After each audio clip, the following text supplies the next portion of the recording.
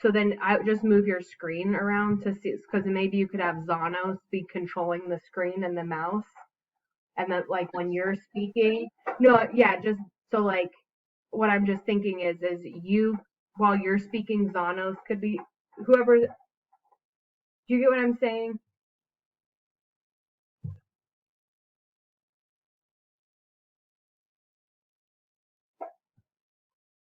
Because like right now when I move my mouse, it'll make that yellow circle.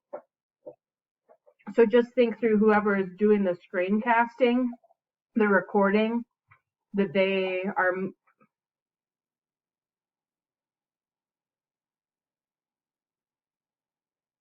Oh, yep,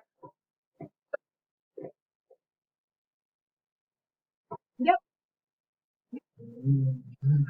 yep. And then I'll just